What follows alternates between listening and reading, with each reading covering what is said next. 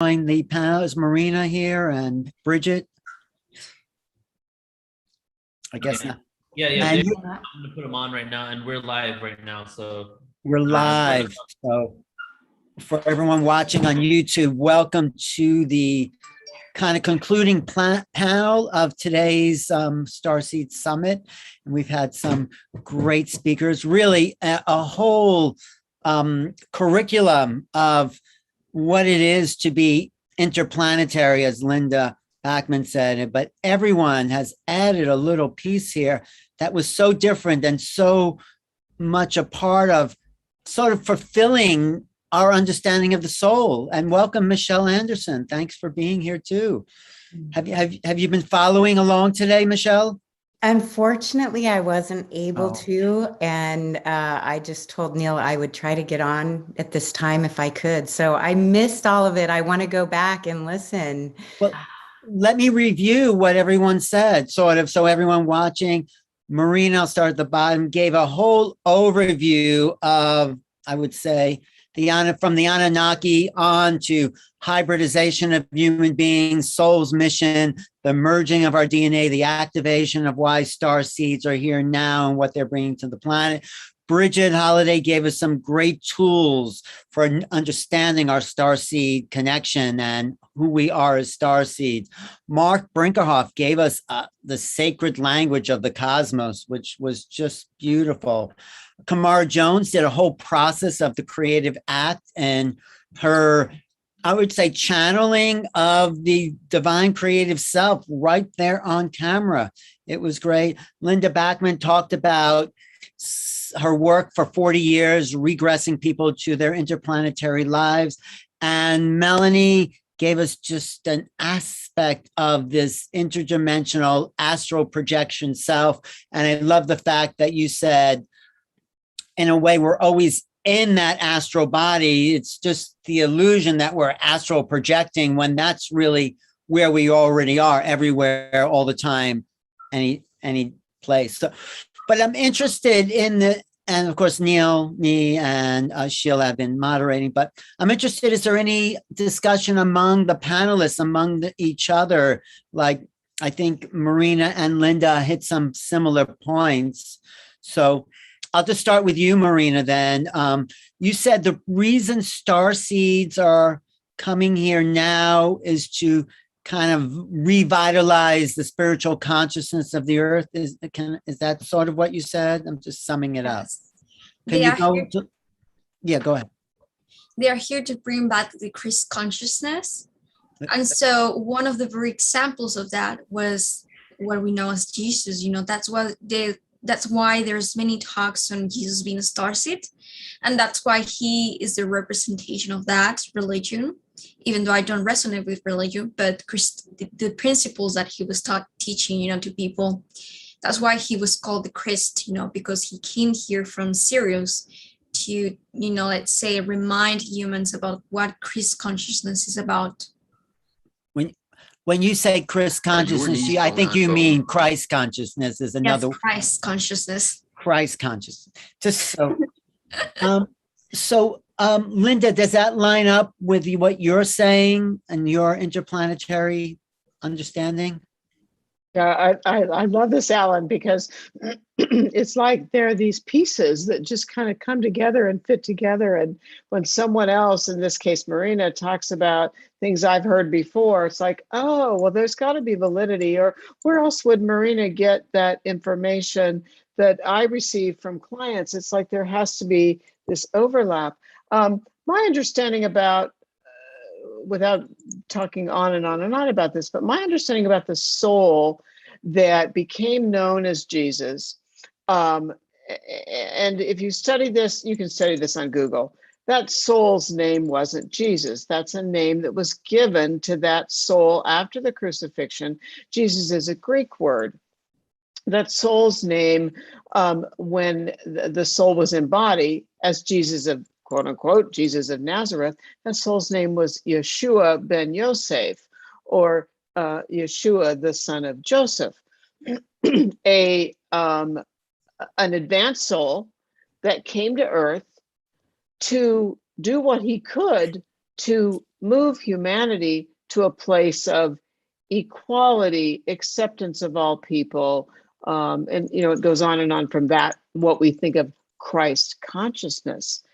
But what I find utterly fascinating is that, okay, so what I've learned from clients is that the soul of Yeshua became a member of the Earth Council as an ascended master. That soul served on the Earth Council, the sort of coordinating group of higher selves trying to guide Earth to advance.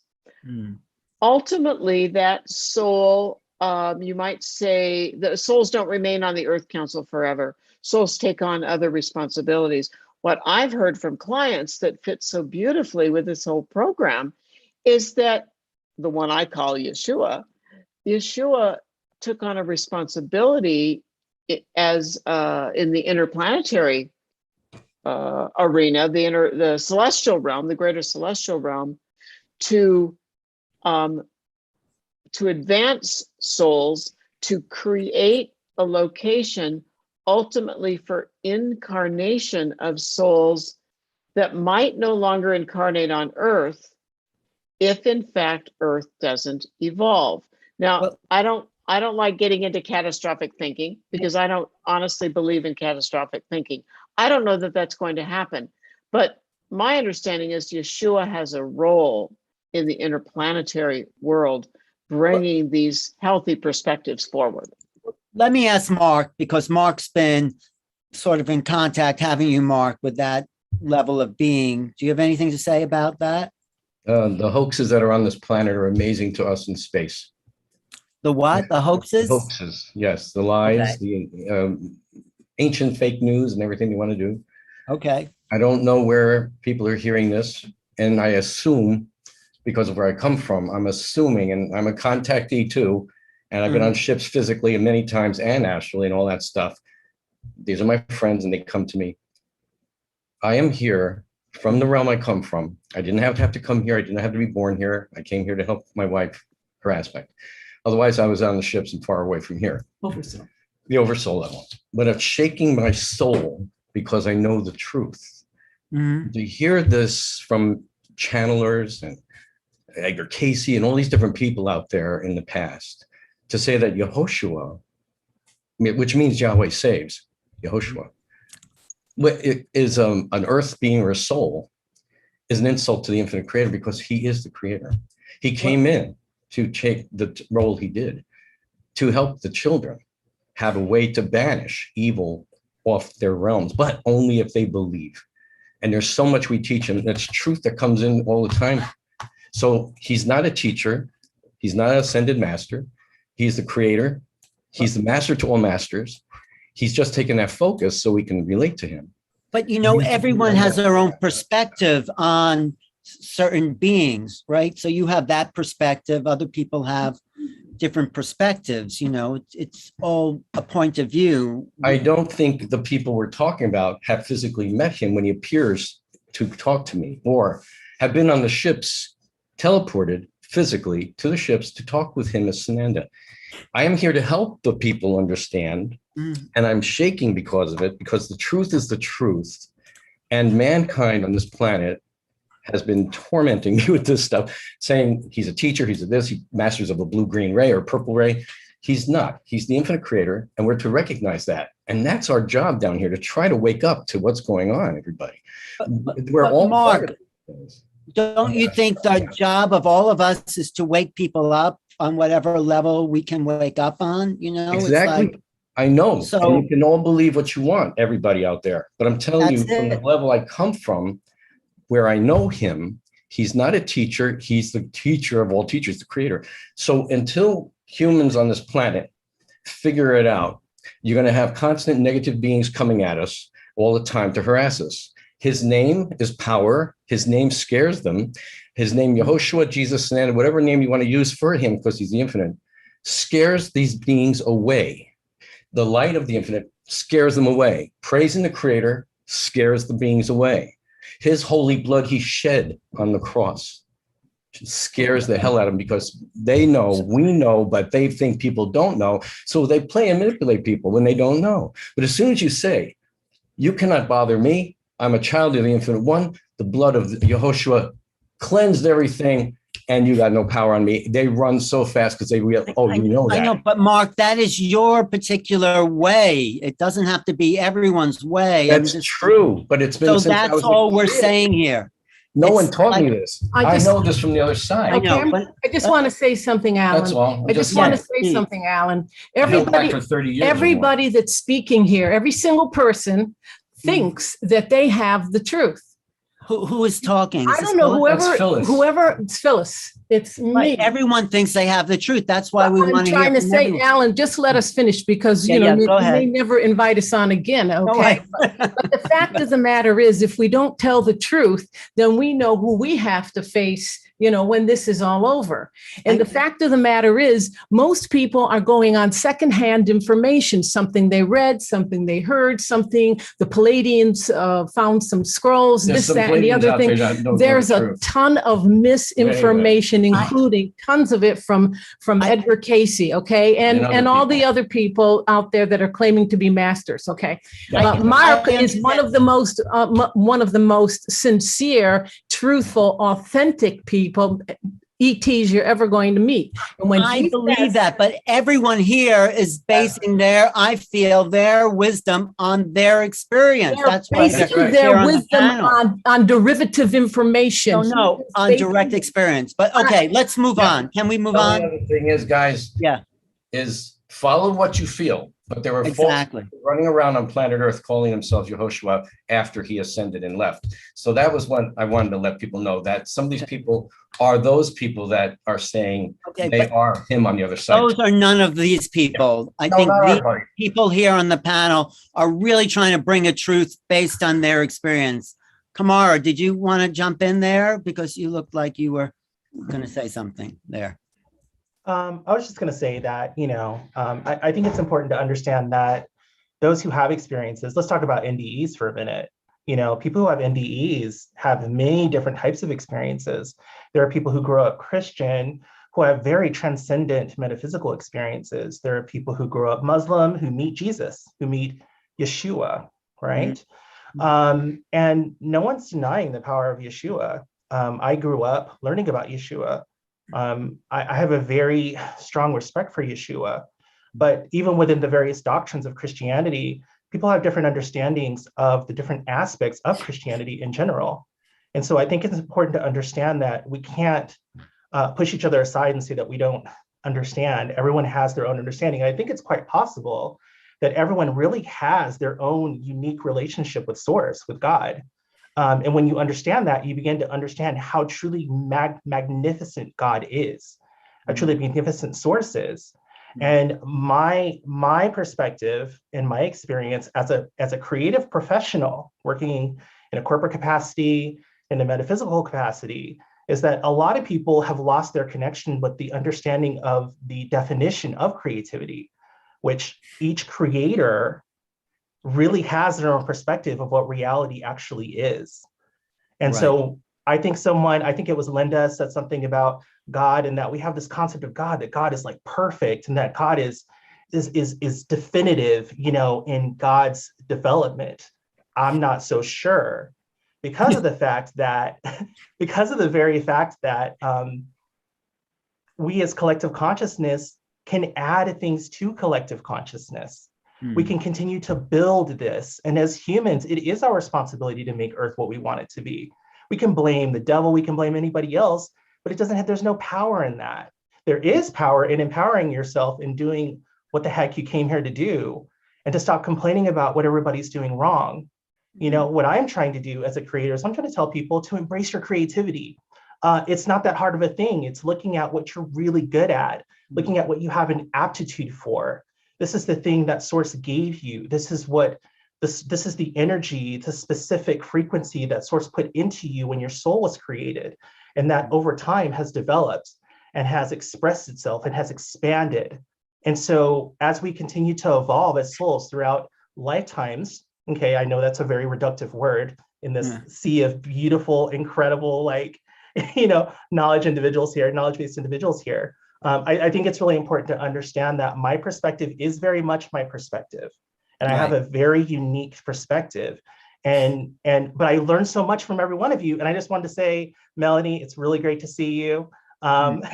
We talked through email one time, really great. Bridget, you're amazing. Oh my gosh. Marina, you killed it. Neil, everybody, awesome. Fantastic. Think you're right. I think everyone has their own truth. I just want to just reference Marina, who's, I think what she was saying is we're all moving towards that oneness of the Christ consciousness. This is why the earth is in the way it is, because everything's coming up. It's all being exposed for what it is, and everyone's exposing it in their own way. Right, Bridget? You want to jump in there and talk about your perspective and your level of truth, where you're coming from? Oh, I just see this as a magnificent deflation of playing within constructs that no longer serve us as individuals or the whole, which means source, right? So yeah, I feel like this is a magnificent time period to be human. I do. Great. And I want to welcome Kiara Winwriter here. Kiara, you jumped into the conversation here. Did you have something to say about that? Or we'll come back. Well, we'll come back if you want. Michelle, thank you for joining in. And where do you weigh in on truth and personal truth versus objective cosmic truth? And how do we know what the truth is? Well, I just want to say thank you to everyone here for your beautiful perspectives and the way that you're sharing. And it feels to me like, we're embodying the microcosm of the macrocosm of what's happening right now. So there are a lot of different opinions and a lot of different truths. And one of the things that we know for sure is nobody can take away our connection with source. Nobody can take that away. And a lot of people will refer to source, the universe, God, however they view that energy that they're feeling. And who knows? We all have a different perspective of what that source energy is, but there's no denying. And what came through for me when I caught the tail end, when I got to hear what Marina said and what Linda said, I was like, oh my gosh, that makes so much sense to me from my experience. Growing up an adopted little Jewish girl with roots to the Holocaust and having Jesus come visit me when I was young, and me, at least that was the name I knew him by then. And my mom not wanting me to know him, and I'm like, but I want to understand this man, and who is he? And what I felt more than anything, rather than going into my brain and intellectualizing it, is what I felt in my heart. And nobody can take that feeling away. Right now, I have it, just all lit up with that, the beauty of that essence. And we're being tasked right now at this time on earth, like was it you, Bridget, that said, there's no better time to be a human on earth right now? And many people might not understand that as we're going through and riding the waves of what we're feeling and seeing. But it definitely feels like a truth to me that we signed up and we said, please send me, please, I want to go.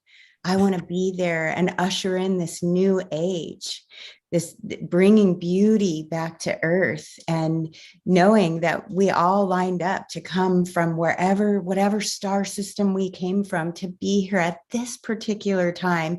And whatever experiences we all went through as children in these human suits, a lot of people call it a meat suit, but these human bodies that we inhabit, and to come to this beautiful jewel of a planet that most of us have such a deep connection with, that we're uplifting others just by being here and just by being able to feel that connection to whatever we call source essence. And I appreciate what you say, Marc. I really appreciate you sharing that with us, because it gives me something else to ponder and to feel into. And I'm just happy that we can have the conversation and dialogue in a conscious way with everybody here, whether we agree or don't agree. Right. That is putting something into motion for the rest of the world right now. And I think more than anything, that's the vital connection that we all would be well served to demonstrate right now, so that we model the energy that we know that we can birth upon the earth. Each one of us, every human being right now is tasked with that responsibility, I think, to be able to share our truth with confidence and compassion and respect for another person's opinion. We're here to share our passionate truth. Melanie, are you okay? Can you hang out for a while? Can you have something to say? And go ahead, jump in. Yes, thank you. I can hang out for a little bit. I know you have. Firstly, no, that's okay. It's Sunday morning here, so that's fine.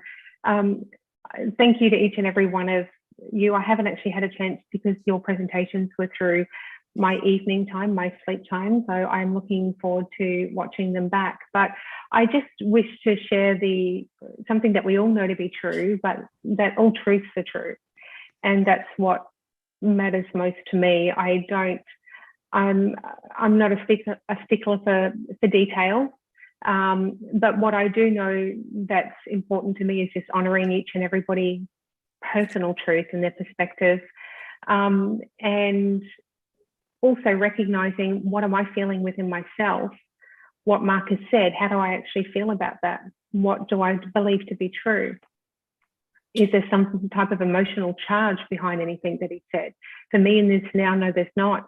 But I trust that the conversation that he has had with us is relevant for some of us, for somebody that's actually watching, for them to understand more of their own self, for them to align with their own personal compass of what is the essence of the truth of the essence of my own being. So it's always an opportunity, an invitation to know more of ourselves, and through that process is where we will discover the truth of how we really see these other beings. I've had many encounters with Yeshua, and I didn't know much. I came from an atheist family and didn't know much about him, but at the same time, being more of an experiencer, and that's not necessarily a label, I didn't also care to need to know a lot of information about him. What I knew was I was having this exchange, what it felt like, what he was there to actually share with me. He still comes in at very unexpected times, and when he does, I appreciate the level of communication there, and I do my best to stay present in what's actually unfolding and taking place, rather than the details of it, which we can get lost in. They can be complicated, and I like to keep it simple, which enables us to cut through to what the essence of the truth is for each of us, remembering all truths are true. Right. Beautiful. I could jump in right here really quick. Quick. Go ahead. Yeah. Since we're on the topic of truth, I want to talk about truth too, because there is, I believe there is a cosmic truth, right? And then I believe that we are all here to experience, and part of our experience is to have all of our own truths. So actually, if I changed my rapper name, it would probably be Paradox, because that's what, I literally believe everything's paradoxical. And so there is a cosmic truth, but then there's also these other truths, and both of them are valid, but both of them are paradoxical to each other. And for example, when it comes to Jesus, it was a fact that Constantine had the Council of Nicaea and added so much information there, and the truth is not the truth. You know what I mean? And it's people's truth, but it's not the truth at the same exact time. So what is reality and what is true? So when he gets to the free world reality, you of this third dimension, you have all these truths, and then there's misinformation, disinformation, and then I feel as you climb up the dimensional ladder, so to speak, you start understanding, pulling back those layers. And just like many channelers have kind of alluded to, that the way to see it is when you're in, for example, the third dimension, think of you being in this valley, right? And there's two huge mountains on either side, and you're in the valley and you're in the third dimension. And the reason why it's not higher, we see the world as hierarchy when it comes to being in this reality, but it's really a perspective shift. So when you're, say, in the fifth or sixth dimension, instead of being in that valley and just seeing those two huge mountains, you're actually on top of the valley looking down and being able to see, beyond the other side and all of this. So the truth changes as your consciousness shifts as well. So I believe it's both, and part of the reason why it's both is because the original intention of creation, which was to experience. And the only way we can have all this experience is if we allow free will to give us multiple forms of the truth. But I do kind of resonate with the fact that there is like a truth to creator and creation, like how it just manifested, like what was the beginning, because there really was no beginning, and what is the fractalization? One of my questions that I've had often is, if we're so fractalized from the original source, maybe there is some sort of ET consciousness that is kind of the overseer of multiple galaxies or whatever universes even, and that we communicate with that one. But however, since we're in this reality, we completely feel and know that is creation and source. But what if that is just a fractalization from the original source as well? So there's no answer here, just kind of my thoughts, really. Well, no, I think you're onto something, because maybe on this, I think the reason we have panels and discussions and on YouTube or Clubhouse is because we're seeking the higher truths. We're here to learn from each other and unfold. What is this all about? What can I learn from each of you? And so truth is evolutionary. And, like Marina says, we're moving towards this Christ consciousness. And maybe there were beings that had embodied that, and we can give them a name, but that's our path to awakening the divine human. That's my feeling. Kiara. Oh yeah, go ahead. Can I just jump in? Oh, there's so many things being said that feel so valuable. Just a few comments. One thing I often say is this cerebral cortex that we have is what processes this information. And really, I think this is all we have to try to understand something that is so complex that we just barely get it. And I'm not saying we don't get it to some degree, but that really, this is all we have. What happened for me, just very quickly to pick up on what you said, Michelle, years ago when I started regression. So Alan knows this about me. I was raised very strongly in a Jewish family. And oh my goodness, getting to know Jesus, it's like, oh, that's not okay for this Jewish girl who was born and raised in Colorado. But I started guiding regression, and I had client after client where I call that soul Yeshua. Yeshua, who I do believe, to tie it back, Marc, to your understanding, is Yeshua is tied to a higher source, higher being. But Yeshua kept showing up for clients as a guide. And I had to finally stop kind of pushing back inside myself. I never said anything to the client. Oh my gosh, here's how I was taught as a Jew. Well, then, so I began to accept that more and more. Then I realized, or I came to understand, I have a past life during the time of the soul of Yeshua.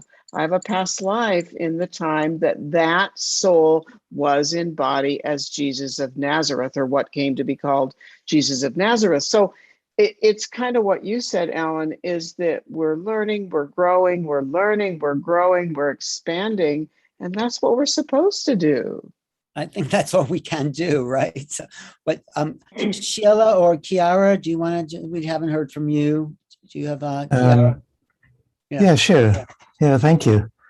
Fascinating discussion, and I feel like there's what we're learning really is a distinction between our own inner truth and belief systems, and any belief system I feel is limiting just because that's what it becomes.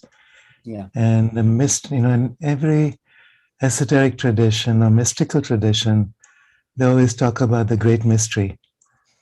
And also when you're talking about extraterrestrial civilizations, there's a recognition of a great mystery that pervades and embodies everything. Every single being, every single idea, every single possibility is part of this great mystery. And growing up in India, this has been something that I've been really comfortable with. Whatever that great mystery is about, whatever name or label we can give it, it takes courage to actually enter into that mystery, to dive in so deeply that you go beyond the levels of the rational mind and enter the space of the heart. And in that space of the heart, like Rumi says, that's everything else dissolves. Everything else dissolves, even the ideas, the beliefs. Out beyond ideas of right and wrong, there's a field. That is who you are, and that's where I meet you. Beautiful. And I've been doing my own exploration of the same theme based on traditions and perspectives available here in India. And even looking at the historical aspects of this, there's quite a bit of evidence about this being that some call Yeshua, some call Isa, some call Jesus, some call Yesu. Having spent quite a bit of time in India, in Tibet, in Nepal, Sri Lanka, especially in Kashmir and Ladakh. And it's a very different story. And actually, I'm writing a book about this. But what it comes down to is, for me, the idea of the avatar. What is an avatar? And I think if you're trying to define an avatar in human terms, we'll be found short. Right. If we endeavor to become the avatar, then we enter that space of the mystery. That's when we discover that we are transcending ideas and borders and beliefs and actually entering into that field directly. The one thing that Rumi also says, first you are the drop. You're seeking to enter the ocean. Then you dissolve into the ocean and you become one with all there is. But that's not enough. Then you become the ocean entering into the drop. And this is a space where I think we're being called now. So whatever our beliefs, whatever our ideas may be, if we stretch our minds out as far as we can, out into the cosmos, we enter into the mind of every single species, every single race out there. We call them extraterrestrial. What do they call us? I mean, we're one family. We're one cosmic family. And as long as we're seeing something as outside of us, we're seeing ourselves as separate. Yeah. And to me, what an avatar is someone who experiences something else outside as inside. And therefore, I am. I can say I am, just as Jesus or anyone else did. So I am that. I am all of that. And that doesn't make me special. That doesn't make me more evolved. It just makes me someone who remembers. We're all remembering in our own way. And I think that's what's so precious about this time. What makes us special as humans is that we're remembering in a way that has taken us through so much contrast. If the contrast between dark and light is so great on this planet, that when we remember, it's a state of ecstasy. I mean, this is what the mystics talk about. It's like all this time we've been suffering under the illusion of separation, which creates all these fears and all these beliefs and all these ideas and all these, needs to do something, be something else. And then once we remember who we are, it's so simple, it's so natural. Beautiful. Thank you for that. Bringing it all together to the mystery. So Nadi, did you want to say something, or are you just Yeah, no, definitely. That was wonderful, Kiara. I would echo all of that. It's so lovely to see all of you.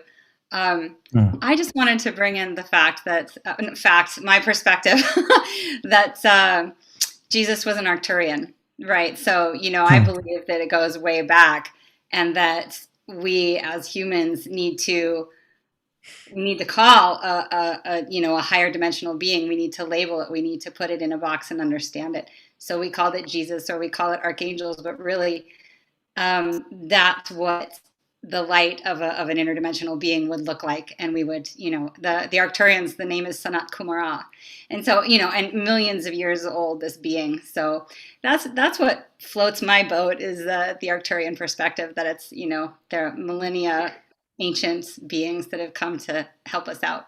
Well, Arcturians see things from their Arcturian perspective. That's not true. But I want to just go back to Marina, because I think the whole reason you brought this up is because from your perspective, we're evolving towards that Christ conscious, and more starseeds are coming because we're bringing in this level. Can you expand on that a little bit? Yes, and before that, let me just give a comment on that, on the idea of truth. I just believe that when we were created, the fact that we were created with the freedom to find our own creative, individual way to reach to that thing we call God, that source energy, was an act of love itself, because it validates our individuality as unique beings. I love that phrase. Yes. So the act of free will and making a choice in our own perspective is the act of love for our own divine development. Love is about freedom. Thank you. I'm going to use that in my next. And Christ, it's really like a really universal symbol. In our history, in our planet, we have thousands of beliefs about that narrative, about how we actually manifested it in our collective, so that it will have let's say like a representation of it, with a story, with a structure, with symbols, with histories. But it's a symbol that is universal. It just represents that idea of unity consciousness, of unconditional love, Right. Thank life. you. Yeah. And to bring in the starseed element, how do you bring in what's happening now on planet Earth to this moment of transformation? Yeah. The starseed souls have observed that because the Earth is entering into this, let's say, phase of transformation, intense transformation, there are many probable parallel timelines being projected, from it. So, it affects the whole cosmos, the galaxies and the star systems that are part of that, our human history lineage. So what happens here right now, it influences the whole universe, so the whole galaxy. So when we elevate the frequency of the planet, we also elevate the frequency of the galaxy and all the universe. Right. I think you and Marina and Linda had this idea that this is an experiment Earth, right? And we're all here now because this is maybe it's kind of or ethnocentric or whatever, but this has never been done before. Having all these races of beings kind of here to move to the next level of the unknown. It's a great experiment, and will it happen? Which timeline will we choose? Door number 1, 2, or 3? So it's very exciting that we're all here and we're all working at it in our own way to really give love. I think it's really is about love, Kiara. Melanie, did you have something? You looked like you were going to say something about that. Yeah, I did. I wanted to add to a few things that were said, and in particular what Neil said with relation to the paradox. And I personally have 2 children, and my son is 21 years old, and I reference him because it's very notable for me when I'm spending time with that generation that they don't need to, and I don't mean to generalize, but they don't need to subcategorize or categorize any of this. They don't actually, I'll speak with reference to my son particularly, but he doesn't see there being, he knows that there are extraterrestrial beings. He doesn't care or even believe that they'll come here. And with regards to the different races, he doesn't see that as being his truth at all. and which is really interesting because I'm a hybridized human and he's very hybridized as well. And he's got these very ancient Anu genes within him that are so apparent. He's the most intuitive person that I've ever been in contact with. Yet they come through in this generation of being streamlined and integrated beings that are directly connected with source. They don't need to subcategorize with this race and this being, and they're coming here and they're doing this. They are this direct line that and the reason for that they've come through in this way to represent source energy in this way is because humans have had a history, even though everything is in the now, of giving their power away, a traumatic history of giving their power away to these different races and beings. So it is interesting for me living in that paradox with him, knowing that his truth is true and also mine, but I've always seen him as being a very integrated being right from when he was young. I could have a complaining driving when he was young that I had a sore shoulder, and he would just look at me and say, but what for? And I'd explain to him, oh, well, that's probably related to this that I've been holding on to. And he says, but why do you hold on to stuff? He's always been at that capacity and how his viewpoint has been. And I love living in that paradox with him where for me, the subcategories are relevant and for many of us here, but I've noticed within that generation, they're not. It's just, it doesn't matter about all the different categories and who the races are and if they're coming here or not, because we're not giving our power away to any other being. In fact, it's really a representation of being a sovereign being. So I really love that about them, and I enjoy living in that paradox. And my daughter, who's 19, she's the neutralizing energy between both. So the three of us are in this trinity that I really love, but I've noticed that to be really relevant within that generation. And I also like to reference what they utilize within the medicine wheel when you would actually think about if each one of us was present, or if there was 4 people present sitting on top of the mountain at night and we were stuck up there, one person may feel extremely scared and terrified. Another person may just not care at all. Another person may be really excited about being there and being up at and being in connection with so close to the stars, and another person may have a completely different perspective. The mountain is still the same. The mountain hasn't shifted or moved, but each one of us are having our own perspective and our own opinion. Again, it's always with regards to what's relevant. So I just wanted to add that into the mix of this beautiful soup that we're all tasting. No, thank you. Thank you. So Marc, how do we move forward from all these different perspectives and truths from your particular perspective? I mean, and knowing that we're all really here together in this group, at least on the path of love, the path of connecting to something beyond the mundane human and wanting a transformation for the planet. And I appreciate your passion too, Marc. Oh, I'm sorry. No, I appreciate it. You know me, Alan, for many years. I do. I don't do this, but urgent times require this energy now. Mm-hmm. This planet is going through some stuff that's going to happen. And many people touch on it now, but I was touching on it like a long time ago and nobody wanted to hear it. The Earth, and that's one of the reasons I came. I told my parents about this when I was 5 years old. I said, you know, this galaxy and solar system, mostly the solar system, is going through change, going to be tough times. When I had the death experience where I drowned, I was fortunate, somebody drowned me actually. When I went out and I was looking back and I saw the tunnel, you know, the light you got to go through. But my angel was there and I said, you know, if I go through that love, you never come back. I can't come back. There won't be enough time for me to come back again and get another body, which you got to take a reject body. Discard bodies was what a walking gets. And so I said, I won't be able to do it. So I had to go back in the body. I went back in and came back to life, let's say, you know, water and everything. And I was a lifeguard too later on. So, but the thing that happened to me when I was about 7. So I knew what was going on. So I said, there won't be time because the solar system, our planet, our sun actually, because I told my parents even as a kid, I said, the sun is going through things and that's what's going to happen. So it's not polar this or hothouse that or greenhouse this from the 70s.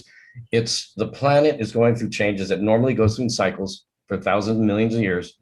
And these planet systems in this physical dense reality we're in now, in this galaxy, universe, etc., physical levels we're in, goes through cycles and changes. It's like a perpetual motion machine. They're set up to die, they're set up to go, you're set up to come back, or whatever's going to happen.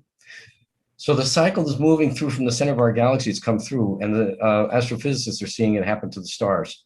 They're seeing chemicals appear in the stars. They're seeing micronovas, et cetera. And it's making its way here in the wave that's coming. What they've just recently discovered last month or two, couple of months maybe, was the chemical changes in our sun that are now matching the sun's that micronova. It never happened before. This is how urgent we are needed as light people and everything that's coming in. Yes, and I told my father actually in 1970 that, in the 70s, we had some pretty nasty people coming in reincarnating. In the 60s and 70s. I said, there's some bad people that came in because they're trying to get rid of their karma as fast as they can. But then meanwhile, we have extraterrestrials coming in and other people coming in to take over other, just come in as to reincarnate in the late 70s, early 80s, et cetera, and keeps going. So now that's why today you get a lot of people awakening to these new ideas. And like Melanie's daughter and everybody, and Marina, you're all talking the same thing. Right. The only thing I'm trying to tell everybody, remember, it's John the Baptist, prepare ye the way. That's what I'm feeling to call, because I kept hearing that being said to me for a couple of years in a row, prepare the way. And I had been talking UFOs, all that stuff.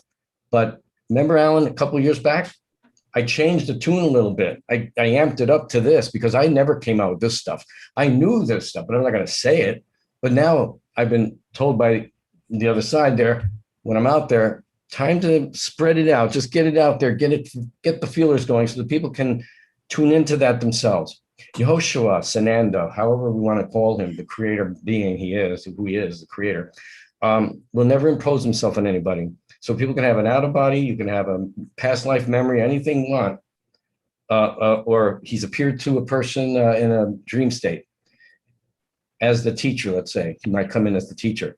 He's not going to tell you who he is. He's not to do that. He doesn't do that. You have to figure it out. You have to put it together. You go, oh yeah, he's a great guy. No, whatever. I've had people say that. He's a great guy.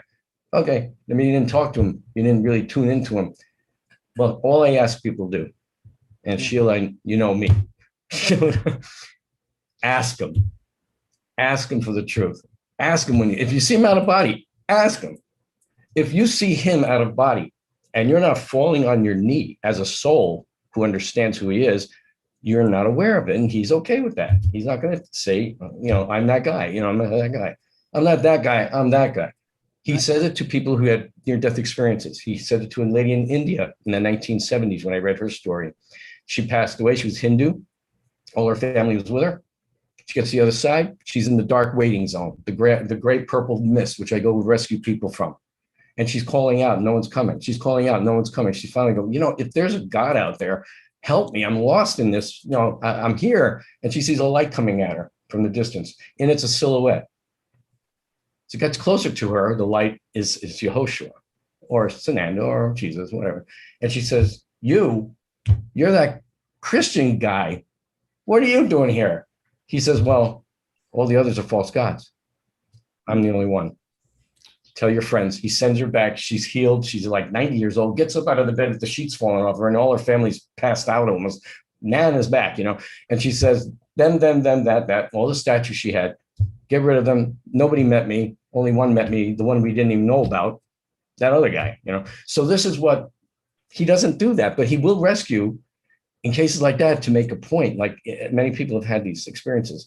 So they set it up before they came to have an experience, to have an encounter, whatever it is, so that they'd spread some truth out there again. So I'm just saying, if you see him, ask him. Just talk to him, ask him. But I'm trying, my thing is, again, the earth is changing.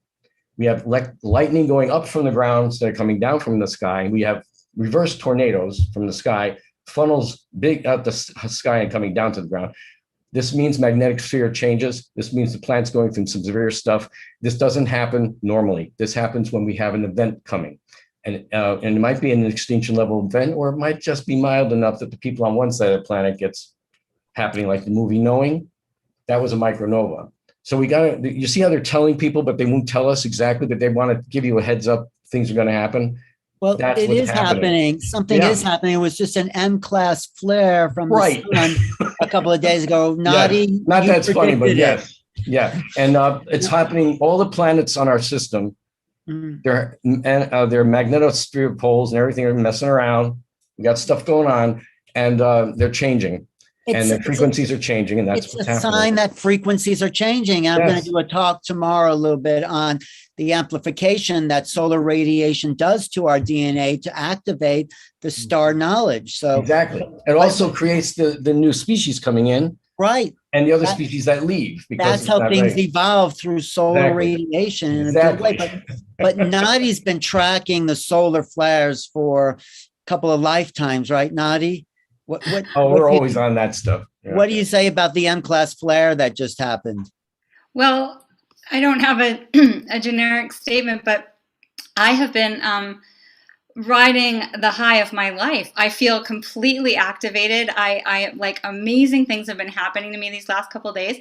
And I feel like that's my whole message with solar flares, solar activation, the photonic belt. It's like for those of us tuning in to these levels and these dimensional realities, it can be the exact activation, you know, to really tap us into our multidimensionality. And so I'm strangely excited for these things. And I feel like these last couple of days are kind of proof to me that it really is one of the more potent activations to work with the energy of the sun. You know, it's just, I don't know if I'm answering your question, Alan, but I'm. No, that's fine. Yeah, no, that's good. Wait, Sheila, did you have something to say? I was just going to say, with all of these various perspectives that we've had today and all the information that's been shared, there seems to be this unifying truth that star seeds are here to help activate and raise the frequency of the planet.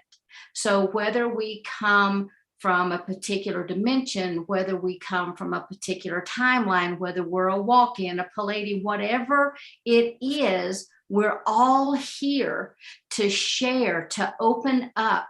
And someone may hear Bridget and all of a sudden the light bulb goes on, or they may hear Marina, or they may hear Dr. Backman. And so what happens is we have been given this message that will help to open and awaken so many people out there because of the various perspectives that we have presented during this conference. And if you will notice, as everyone was speaking, there's activations taking place. We could feel that within our bodies. You know, no matter who it was that was speaking, there's something going on, from the tingling, from the heat, from the pulsating, like when Kamora was presenting that beautiful art. I thought my third eye was going to explode, Kamora. It was amazing. And we don't know how many people, when they're watching this from the replay, are going to get excited and they're going to say, oh my God, that's me. I never thought of it that way. And so I am so grateful for all the perspectives that have come together today, for all of the information, because I think that we can retell the same story 100,000 times and tell it a different way. So thank you all so much. Right. Thank you, Sheila. Alan, I just want to say, we had somebody in the chat on YouTube say Yeshua is an ascended master. We had someone in the room say Yeshua was a Lyran. Then we had Nadi say Yeshua was Arcturian, just to kind of drill home how many perspectives there are, you know? And that's the cool thing with it. And this is what I love with Portal to Ascension. What we do is we really do have discussions and debates, and people actually disagree with each other, believe it or not, at times, right? Okay. Everyone has their own perspective and truth. That's it. And then, you know, awakening process. I mean, Bridget, you've been helping people for a long time on Clubhouse awaken. What's the process that you think? I mean, Marc has his way, but what do you believe? How do you pull people towards the future? So me personally, what's your teacher? Yeah, your perspective as a Starseed. I speak my perspective, and within my codes and frequencies, there are activations, just like everyone, right? And I find that the more activated I am, the more others are activated by that. So it's like a magnetization. I also have agreements with the soul teams and the high selves that I will be a conduit for specific frequencies. This is something that I actively chose. And I have some technology that I received from the architects of creation that assists with this as well. And it's all because I'm here to assist as many people as possible to bring that light of their soul into their human experience, to bring that awareness, that awakening, that consciousness expansion. And I don't perceive that there is a wrong or right way to do this. The way I personally move through this world with consciousness and the human experience is that everyone is where they're supposed to be when they're there. And that each person is the way they awaken, the way they expand their consciousness and their journey is going to be as unique as all of us, right? So I just honor them where they are and I do what I can to assist when requested, but I don't force things on people. I don't do that very often. I mean, I'm a human, so there might be moments that I do, but I actively try not to, let's just say that. And it's an inner journey. So the more people that understand that this inner world is reflected in our external reality, I believe the faster we will have momentum within the human experience. Because when we can stand in our sovereignty, that's when we are actively creating our reality, right? So that's how I just encourage that. This is a process of our developing our own inner reality. That's, I think, really I believe key. that our inner world is directly reflected in our external reality. And Wow. this, you can see this, we're the micro and the collective is the macro. So you can see whatever we're holding within ourselves is reflected in the collective, right? Yeah. So if we are holding aspects of, say, let's just use a big one, war, right? If we're holding any cords, columns, threads, filaments of war within our own aspects, then we are adding to, and we're inflating it, right? We're allowing its continuation within our existence.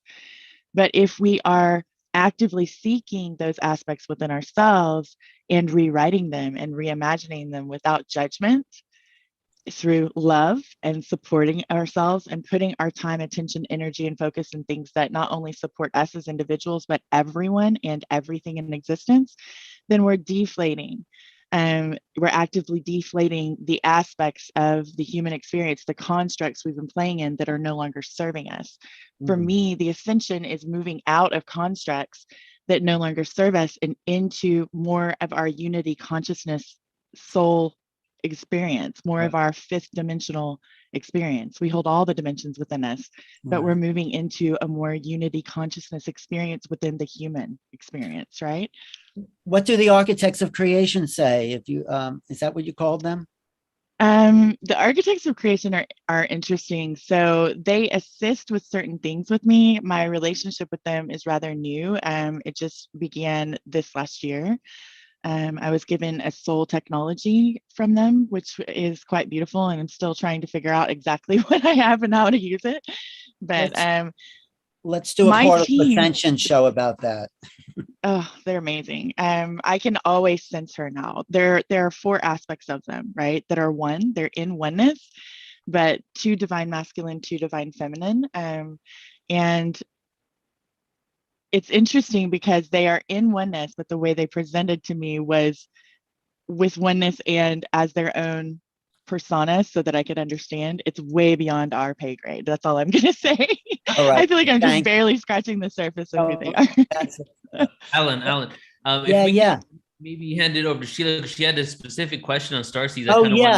Please. Yeah, of course. Yes, thanks, Sheila. I wrote it down. Hold on just a minute. Okay, so the question that I have is, we've heard all of these different perspectives today, and all of the star seeds are, flooding to the planet to help us to raise our frequencies. We hear that things are progressing quickly on the planet. What do you think that the role of star seeds are in this progression? Well, I was going to go to Kamora because she hasn't said that much. You have any ideas? I have quite a few things to say. Good. Everything, all good though, all good. I just wanted to say this, and this actually is my answer for the question. Sheila has a really great understanding of the soul and the schematic of the soul, right? Dr. Backman has a very academic understanding of star seeds and human-bound souls. And she broke it down really well to the point of saying, well, some star seeds or IT souls, is that what you called it? Are basically their higher self is their guide. That's very powerful. Kiara talked to us about mystery and about beliefs. And this idea, because my team actually spoke into my mind about mystery in between my talk and this panel, this idea of mystery. When I was very young, I was learning a lot about Yeshua. But when I was very young, there were things I didn't understand. And the thing about this is that, think about the pyramids. People are like, there's no way humans could have built the pyramids. But humans built the pyramids. Now, how they went about building the pyramids is a mystery. And within that mystery is knowledge. And so if you can uncover the mystery, you can uncover knowledge and you can uncover wisdom, and you can probably uncover a lot more. The thing with Marina and Neil is that Marina and Neil have this understanding of history that is profound, and that our truth is linked to history.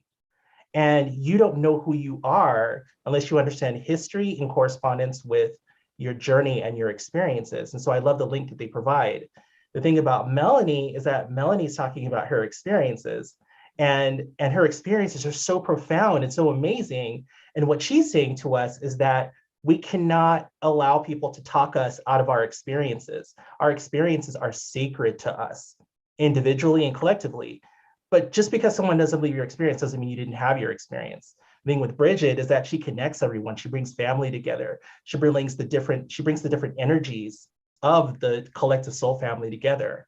The cool thing about Marc is that Marc is like John the Baptist. And a lot of people don't understand that. When I was very young, I was deep into study about Yeshua, and albeit through a very rigid belief structure. And as Kiara said, belief can be very limiting, and it can be very blinding because it is very limited. It's like putting on blinders, and that comparison is actually made in scripture many, many times.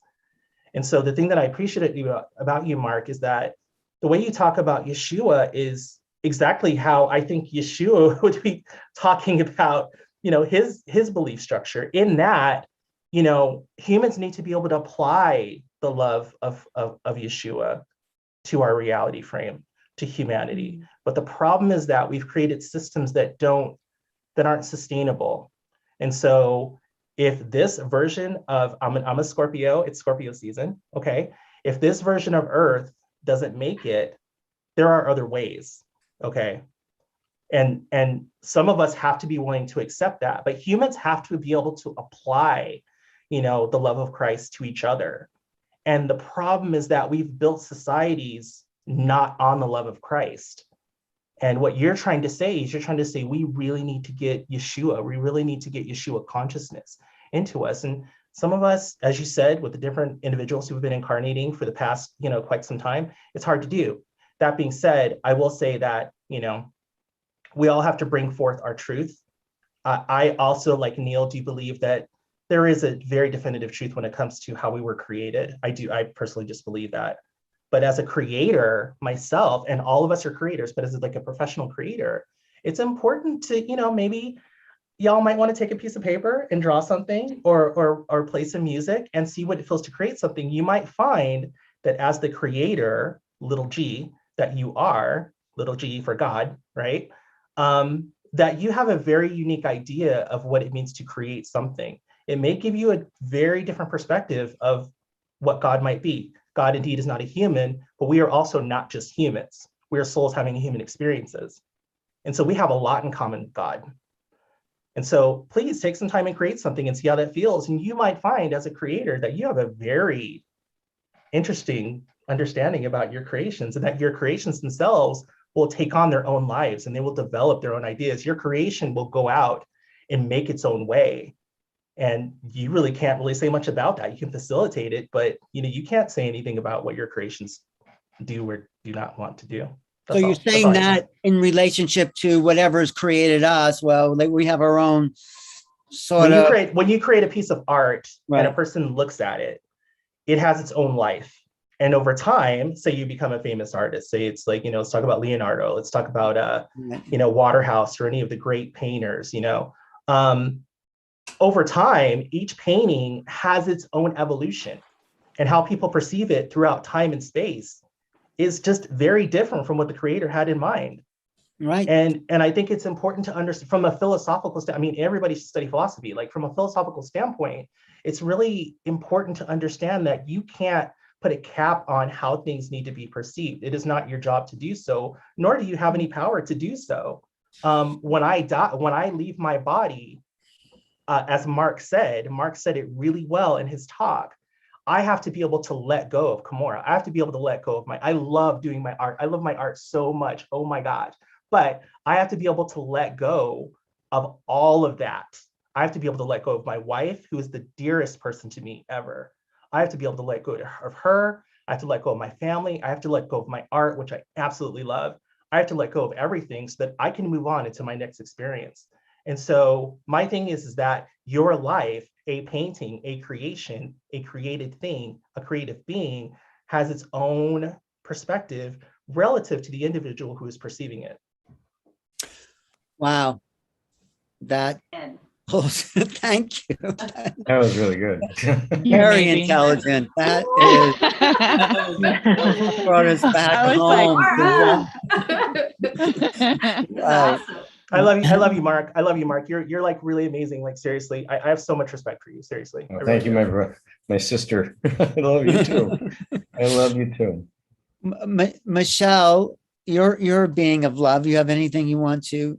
I'm so uplifted and inspired by this entire group and the way that every single one of us here is weaving our energies. I can feel it so tangibly. And Bridget, I hadn't heard you speak until just a few minutes ago. And I recognize you as an intergalactic peace ambassador, and that I think everybody here really gets our individual missions and our collective missions.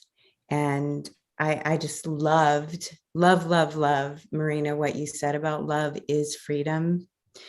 And I think we can all agree that this is the time for all of us to stay in love and liberate ourselves and this planet and this reality that we've found ourselves in this now time.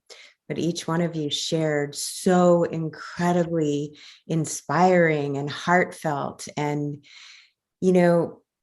Laura Eisenhower posted something on Telegram the other day, and it really struck a chord with me. And Neil, I think we spoke about it at the beginning of the week, about how the veils are so thin right now.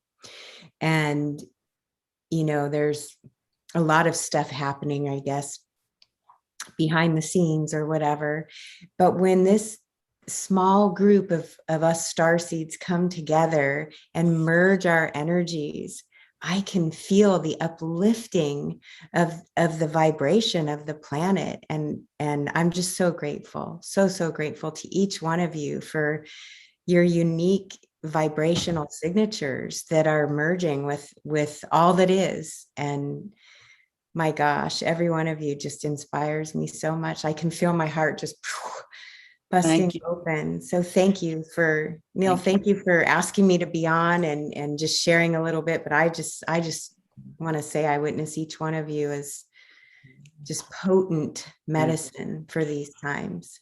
Thank you. Yeah. Thank you, Michelle. Linda has to go soon. Thank you, Michelle. I appreciate you. Thank you. Yeah. Oh, sorry. Linda, I know you have to leave soon, but you've worked with so many people.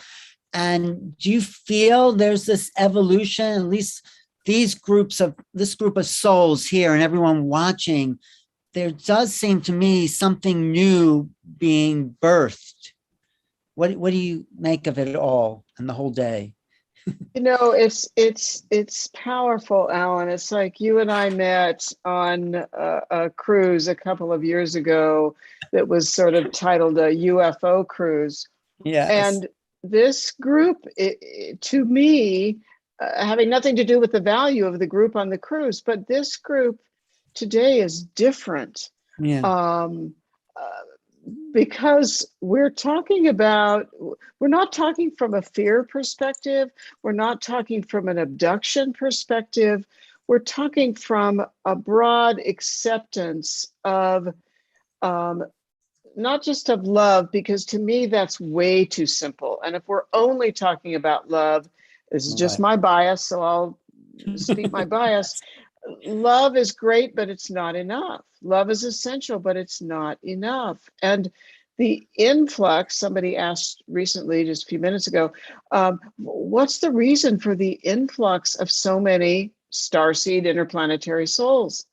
Right. And it's because we need the wisdom, the evolution, the broad nature and understanding of, if we put healthiness in the broadest perspective. So I just feel enriched by being with all of you and listening to your, how we each bring our gifts. I mean, including Neil and Sheila and you, Alan. We all have a vantage point that needs to be here.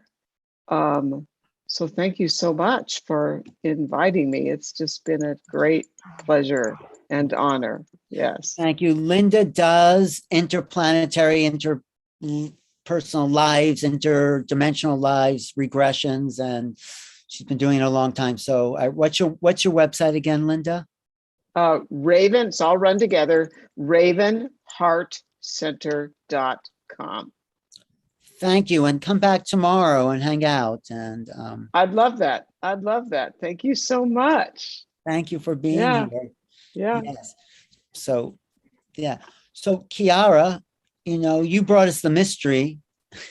You're reminding us of the mystery, because I think this is where, we come out of the great consciousness into limited form and we return to that great consciousness. But along the way, we meet some interesting people.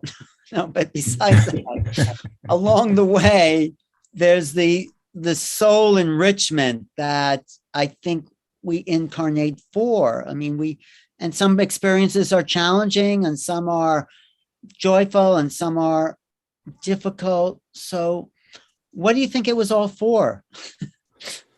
That's a great question. When we look at this from a galactic perspective, so what is it that makes humans on this planet unique?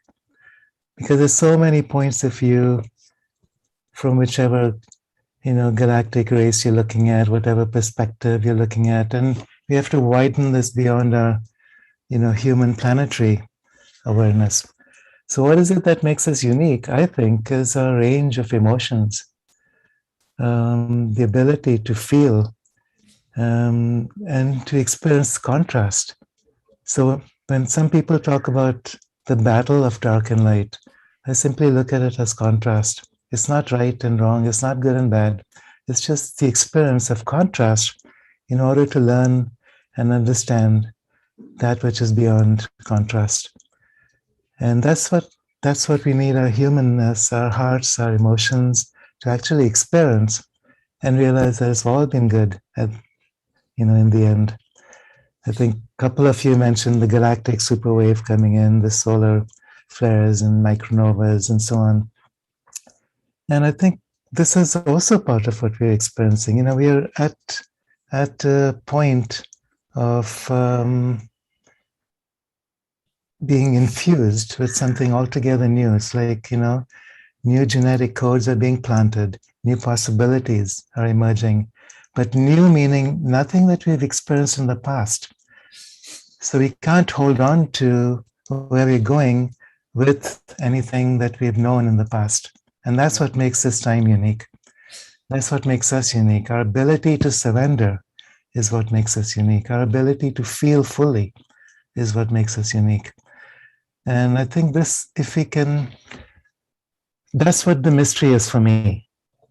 And I think the difference between this time and Atlantis, say last time, when the same galactic waves came through, we weren't able to hold the power of that possibility and went under the sea. This is what dimensional realities are about too. So if you're truly able to hold the mystery, we can use this enormous power of life coming in from the center of the galaxy. We can look at it that way. We can look at it in other ways. Right. If we can, and as Gandhi used to say, you know, that, what did he used to say? I forget. Say a lot of things. But it's like, you know, there's so much more than we know. And let's just dive in. Let's just go where no one has gone before and find a path to freedom. Thank you. I think, Melanie, you were talking about that. When you said we are, I think you said something like we're already in the astral body, we're already astral project. The illusion is that we're embodied in a sense. Is that what you said? I mean, am I kind of getting at? Yes, I did. And I unfortunately have to leave very soon, but Okay. I will make it quick. And thank you for bringing that up. Yes, we are, the structure of our being is to project. We are projecting our consciousness into this, what we call physical reality, and creating a physical experience. So the entire of our experience, if we were to actually liken it to, we are a movie director and we're sitting in front of a roll of film, our higher self in orchestration with ourselves, because we do actually have free will, is constantly choosing the frame of the projection. So we are always in that state of projection, and it's when we're actually becoming more aware of it, enables you to become more playful with the frames that you're actually choosing and creating. And by me actually wishing to share my experience, it was truly about helping other people understand that this us being starseeds, levels of open contact that so many people desire so deeply, isn't something that you need to look for in the sky. It isn't something that you need to search for, and meditation groups and all those types of things are very helpful in their permission slips. But it really is something that you can actually access yourself quite simply, that you have the resources available to you to have your own personal open contact experiences that will only continue to blossom and grow from there. But we can't do that without actually knowing the depths of our own inner being. So they go hand in hand. It's always both. It's not one or the other. Thank you. And how can people find you? Are you teaching astral projection and all that you're talking about? I've only just begun teaching astral projection. Yes. I'm also an artist, so I channel artwork. This version of myself doesn't know how to paint or know how to draw, so I go into an altered state when I create, and I channel a lot along upon medicine drums and commission pieces. I'm writing a memoir about my experience. I'm creating a open contact deck, which with a number of different co-creators, so that we can come together in unity consciousness within the contact deck, representing the whole. And more so, the essence of the open contact deck is around the structure of existence, and that feels the most important message that our collective is actually needing to find their own truth within the structure of existence and how we operate as human beings. And all these other races, why are they relevant? How are they relevant to us? Thanks for being here today. Thanks. Thank you so much to the reflections, the beautiful reflections from each and every one of you, and how I look forward to hearing your speeches. Thank you for being you, and particularly to Neil, to Sheila, to Alan for this invitation and this co-creation. Very grateful. Thank you so much. Thank you. All. Bye for now. Thank you. Oh, I just wanted to go back to Marina for something because of what Melanie said and all the creation. But there was something in your talk that kind of hit me as an epiphany about this moment in time. And I said it before, where we're converging, and it's sort of the future is unknown depending on the timeline. Can you talk about that again and repeat what you said about all the star families are kind of gathering at this point in time space for something to happen? Yeah, so time is not linear. So basically all pasts and all futures, all those timelines already exist as they are, manifested. But because of the earth, because now in this now moment, the earth is deciding to get into the state of transformation, this pole shift event in this specific time frame, of human history. Right now, there is like a spectrum or a wave of quantum probabilities on many different possible timelines, to be, let's say, manifested, in the moment, that, let's say, influence highly the collective history of the galaxy itself and many other star systems. So that's why it's so interesting and so important for many different members of this big spiritual family, because what happens here, influences their own experience of reality. So they're trying to help us, and they're trying to help as much people as they can with this shift of humanity, because it will uplift the frequency of the whole universe and galaxy.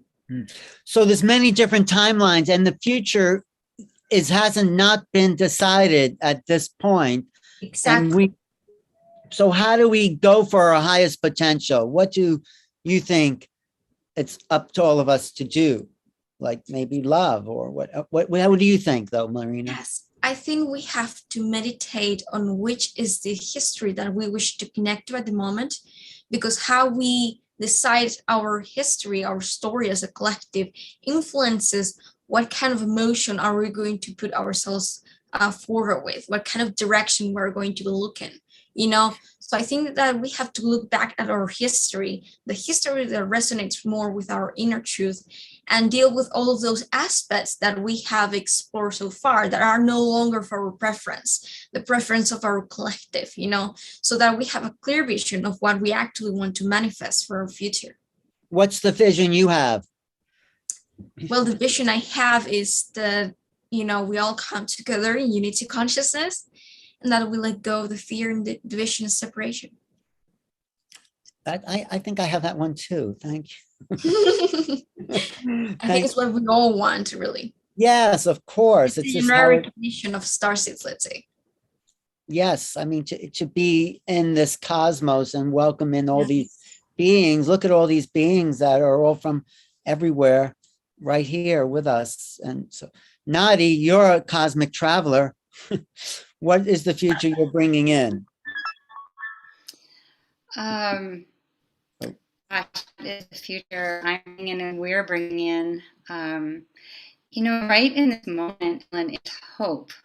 I feel like I'm so uplifted by this panel and knowing how much good energy and presence is here right now. It's this beautiful reminder. And so I think I strive for hope. And I think that more than not, I'm feeling it, and I'm feeling, the potential of very high vibrational timelines, and I resonate more with those. I feel like they're more available. I believe in more, which is part of what I need to shift away from that, fear-based construct. And so when I ground in hope, so to speak, or connect with that frequency that all of you here on this panel, I'm so honored to be a part of such amazing beings.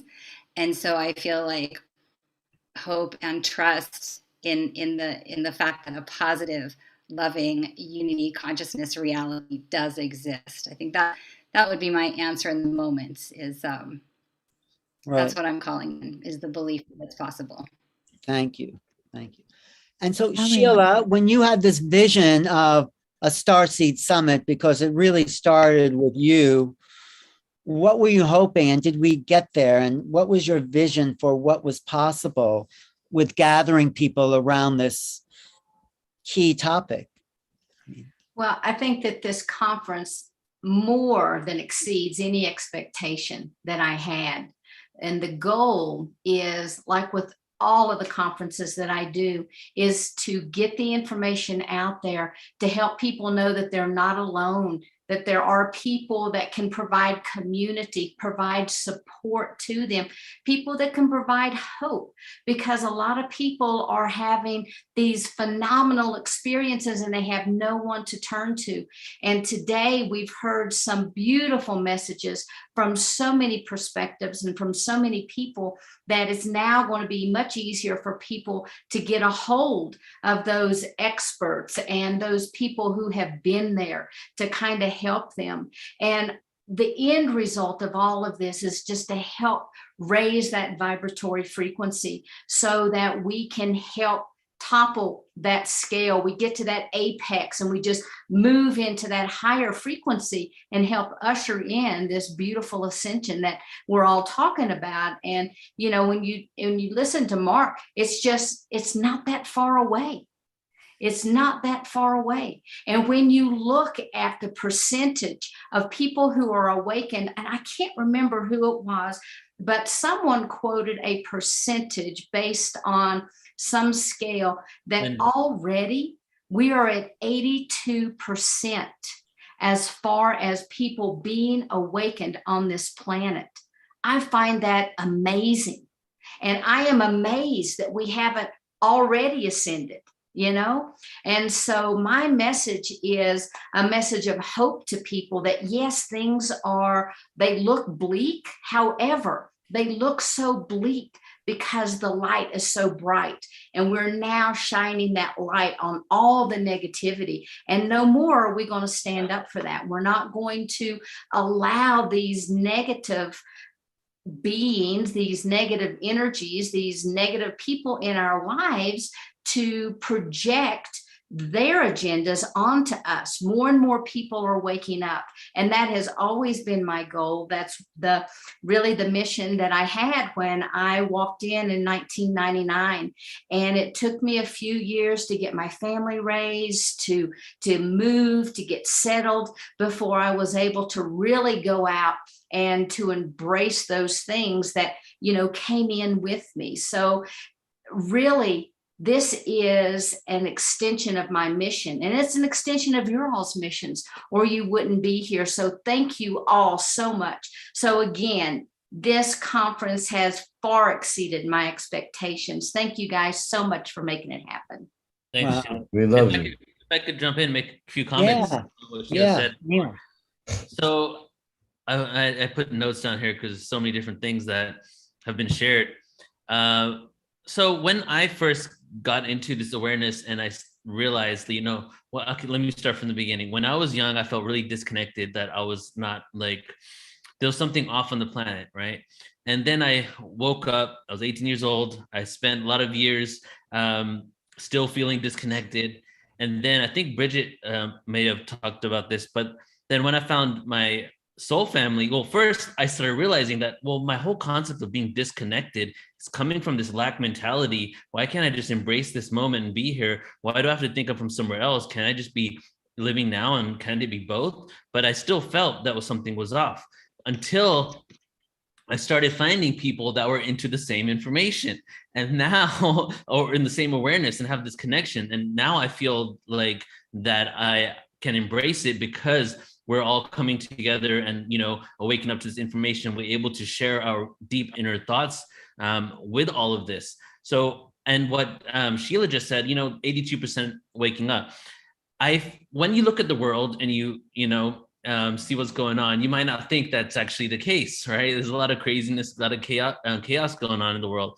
But then there was at a point in my life where I used to judge, like from 18 to like 25, I would judge people that weren't awake. And I would be like I thought that I had an ego about like the fact that I knew more. And when I had a shift in my awareness that these individuals that are not conscious about this information literally just chose to have that experience on Earth, but it doesn't mean that they're any less or more advanced than me. I started having unconditional love for these individuals and realizing that being unconscious on this earth doesn't really mean you're not an awakened soul, or that you're not destined to have an awakened experience on this planet as the planet ascends. So that's kind of where I'm at now, which is why I kind of like second what you're saying about the percentages, because you might go around, you might see people that maybe you don't see that they're awake, but I don't feel that is the yardstick to measure the awakening on the planet, that there's something going on beyond that, you know, and we can go into details about it all. And I always bring up the cycles of time and how it's inevitable. Like we're on this upward turn. It's happening. It's inevitable. This is happening. It's part of human consciousness. We go through these different cycles to get these experiences, but it also makes us understand we can't judge ourselves at lower experiences because we're part of the cycles that we created, right? So it's like being at this duality experience where you're able to have such free will and have all these experiences on some higher level is completely honored and blessed, because it's like, wow, you're in such a dualistic reality. Thank you. Like God, creator, source is probably even like, oh my God, this is the best version of humanity in this duality, because you get to experience things. Whereas when you go into other higher dimensions, the free will component maybe gets a little, becomes more about predetermined fate, like what is actually going to be there. So I feel that embracing what has happened as being like a part of the experience and loving it, but also still taking informed action to make shifts for the better, there it goes again with the paradox, you know, that's the paradox that you really got to live, is like embracing what happened and being like, okay, that was maybe not cool to my third dimensional self, but I do understand on the grand scale of it all that I've done exactly what source wanted, to experience itself in multiple forms. Right. You know, what's so interesting, Neil, with what you were saying, I was looking at the screen as a whole and everybody was shaking their head at the same time, as if we were one being, one mind, one connection. And yet we all have our own little individual boxes we live in, or squares, but you know, we're all like one in different aspects of the one. It was just, you were channeling that oneness that we were all kind of just feeling. And I think that's sort of the best things that can happen at these conferences, to bring ourselves into this collective oneness. Bruce Lipton calls it the synergy of awareness, but we all have our individual parts to play and our individual passions and creativities, but it all is about the connection, the oneness of really who we are. And when we talk about love, I think we're just talking about recognizing the oneness. Do you think so, Kamora?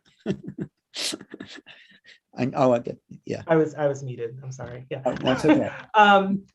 Yes, of course. Right. Yeah. I mean, no, I saw you shaking your head. So yes. Oh yeah, of course. I mean, we right. So it's this fractalization. I mean, I think of God that way, right? But I think of like source, like this is really reductive, right? But I think of source as like this ball of like energy that just has the potential to just generate anything. But then there's all these networks that are actually connected to source, that came from source. And all the networks are connected to each and every one of us. And all the networks are connected to all the possibilities as well. And so like, yeah, so we are all, you know, maybe, and this is reductive too, you get, you know, little ways away from source, right? And, you know, you kind of maybe get away from the clear energy and the clear knowledge, and you start to develop your own perspective, but it's not going to get that far away from reality, from truth. But that truth is, you know, just a part of the collective truth. And so, yeah, I absolutely agree with everything Neil is saying. I think it's so beautiful what we can bring forth and what we have brought forth as a human civilization. I think it's amazing. Yeah. Well, thank you. I mean, what should we wrap up, or Neil, do you want to call everyone up? I mean, I want to hear from Bridget. She hasn't spoke as much, but kind of, yeah. How do you bring this I want to hear from Michelle. Thank you. I've been sitting on something too that has been brought up a lot. Come on out with what you've been sitting on. Yeah. We've all So been to- the way I understand our dimensional experience is through my own remembrances of my other parallel lives, right? So, and also from what my soul team has told me and many of the star beings on there. And the way we're journeying through our dimensional experience that is within ourselves, because we hold all of the dimensions within our soul, within our essence. The way I perceive it is that from middle fourth dimension and above, we understand ourselves in unity. And this is especially true for fifth dimension, where it is a solid understanding of unity consciousness. And we are able to not only understand ourselves in unity, but let's just break that down for what it can mean.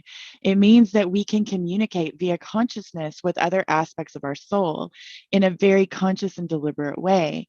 It means that we have the capability and ability to understand our place within the entire universe and beyond, right? So, at least in my own current understanding from my experiences, is that that is where humanity is going. And many of the other races that we look up to right now, because they're assisting us through this and we're holding frequency from them because we are them essentially, right? Many of them play, and I would probably say most of them play in all of the different dimensions within their experience, right? So this is where humanity, we are opening to that source-like ability within us, right? And that's how I see it. So the first step is really letting go of the old constructs that no longer serve us. And these are just collective agreements that humanity has decided to play in for a while. We don't have to assign a lot of things to it, but I think it is poignant to heal and transmute and integrate the trauma that has been created from all of these, because the trauma is what is holding a lot of people back. So if we can assist people to shift perspectives and look at their history as something that is an experience that they don't have to carry around with them, then getting to unity consciousness where they're free from all of those chains that are tying them to their history is a lot simpler and a lot faster. And that's just what I was trying to bring in. There's more, but I am happy. Well, I there's am some- whole. You can hear, and you're complete, as you say on Clubhouse. No, Bridget's on Clubhouse every day, pretty much talking lot. about what's your club? Ascendant, Awake and Ascending. Awake and We're a unity consciousness club. and it's there like are 5 every of us. day, right? Almost every day. Well, Awake and Ascending has rooms every Monday and Friday, and that would be 4:30 Pacific, 7:30 Eastern, and 12:30 a.m. UK. And Right. then I am on a lot of different. I have a lot of what we would call Star Family on Clubhouse, and so I play in the Alien Jazz Cafe Live and some other clubs as well. Alien Jazz Cafe is one of my favorites, because where else can you hear alien jazz? Thanks, Bridget, and thanks for your presentation. And come Alan. back. Oh yeah, Mark, do you have to go too? Because we're No, wrapping. I've got some stuff to say before we leave it, man. Oh, okay, go ahead, please. Humans, it's like people of Earth. People of Earth. We come in right. peace. Well, yes. Well, mainly, what's going on with the planet? In the past, Yes. we've rescued people because I've been part of that team of We Do That. And AllStar and the different groups up here, we have a lot of alliance groups here today and working in this system, our solar system. So we have ships set up that we teleport people off the planet. We did in Atlantean times. Some we took to other planets, some we brought back to the Earth. Those who wanted to stay and complete some things and work here. So what happens is what we're going into now, and we still have time. And for the people right now, the children, as we call them in space, everybody's children, we're all children. Raise your frequencies. Okay, there's no religion in space. I just want to make sure that you all know that. Everybody knows that we have free will all over the infinite universe. There's not just free will on this physical planet. It's free will everywhere. And my free will was to come here and come in. So the thing is it's everywhere. That's not to be only on planet Earth. Everybody just know that. You're not lost. You're always loved. Creator loves everybody. You're not alone. We're not alone. We're a big family. We're all friends. We're all brothers and sisters. So what we do is, what I'm trying to help people with now is, please focus on Creator. Okay, just focus on your Creator and get your light energy field, your auric field blazing with white light. envision it as much as you can with your chakras aligned up and everything. That's okay. We have chakras all over the place. We have chakras in our joints, so just align it, everything in glowing, blazing diamonds of white light. Start to see an outer field around your aura of gold, shimmering, similar like a sparkler, shimmering sparkles like that. And so you've now encased yourself in that white and gold. On the high realms where you're looking, we watched the souls as energies. We're not watching a person all the time. So we look down and we see as we're scanning miles up there, not millions, but miles up.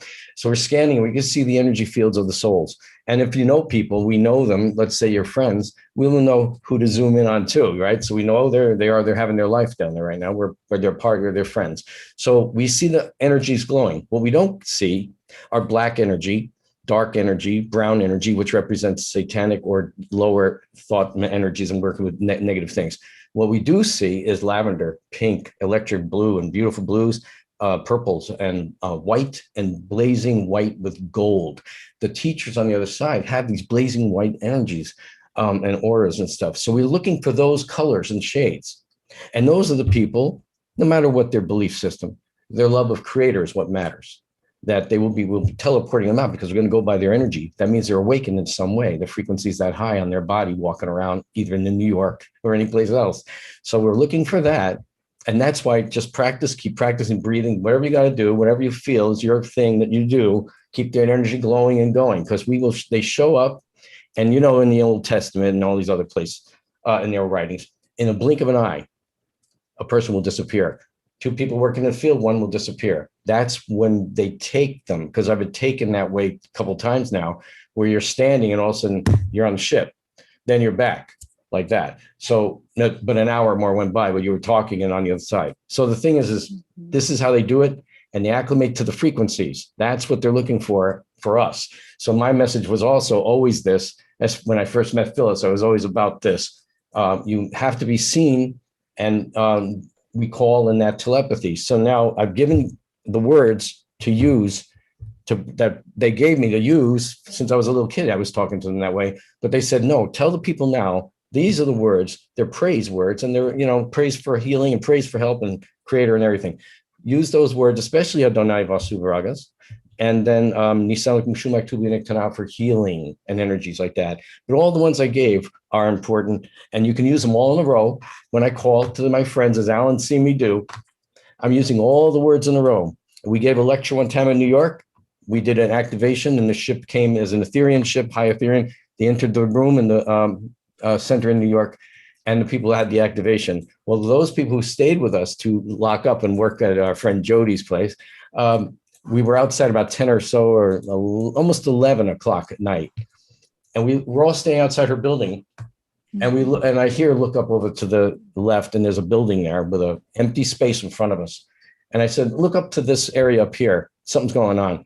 And the spaceship came, did its little dance for a minute. Boom, boom, boom, boom. And that was the ship leaving our center that day because they wanted to show. So whoever was with me, about 8 people, saw it. So this is how they play. This is how they give signs. This is how they're saying thanks. I gave a talk in Long Island, and when I came home at 4 a.m., the spaceship was outside our building, huge, and it did the wave. When you see a ship do a wave like that, they're waving for you if you're not telepathic to hear them. So always send back, I love you. They can see you. They can see you. So raise our frequencies. And the other thing, and Phyllis posted the words again for everybody. The link to the words, when the planets go through these changes and maybe a flip occurs or something else, one thing I want you to know, I guess this is important for other people too, everybody who doesn't even believe in anything, but there's spirits that walk the planet and that get stuck. And we help people out of stuck souls, out of apartments and hauntings. Those kids who are out there maybe haunting a graveyard because they don't know there's anything more. All these children, all the souls from 300, 500 years ago, maybe, when the planet does a thing, or even a micronova, any of that, when that happens, all the souls, or aspects, we call them the souls and aspects, all aspects that were stuck are released to go back to their higher self forms and their other form, let's say oversouls and all. So they do get released. They're not stuck for thousands of years here or this time as it goes. This is the way they do it, and that's what happens. And I got some information I wanted to help in case anybody's interested. I talk with the nature kingdom and the angels a lot, and I got fairies all over the house that materialize and unicorns, all this dragon. We got it. In case anybody wants to know, the name of the planetary angel that runs our planet, everybody's calling her different names. They call her Mother Earth. They call her other names, Gaia and everything. That's okay. She loves that stuff. But if you want to know her real name, as we know her, and I know Pan as well, and the nature spirits, her name is Elishiala. So she's a planetary angel. And one of the words for a planetary angel in space is animatopia. Animatopia, when you break it down, is a spirit or an angelic consciousness or consciousness. And the tapia is the planet or physical density in earth or soil. So that's her name, Elishiala. Please try using it for fun. Whenever I call her, she's there. So she will come to all the other names, but isn't it interesting? They want us to know certain things to get connected more. Fairies. That's all on the website, right? The Intergalactic Mission. No, I'm giving you this now. And something for all our fairy and nature spirit lovers who are angels and them coming up. Our fairies here want people to know the words to say hello, hi in fairy talk or elfin or nature spirit talk. To say hello to your plants, pet them, brush them, caress them, trees, hug them, whatever. Dolte, nikti, kana, tano. So you can sing it like they sing it. Dolte, nikti, kana, tano. So I've said it to them, and I've had people testing it out, and they get very connected to their plants, and they start to see the fairies around the energy. So it's Dolte, nikti, kana, tano. That's how it sounds. Dolte, nikti, kana, tano.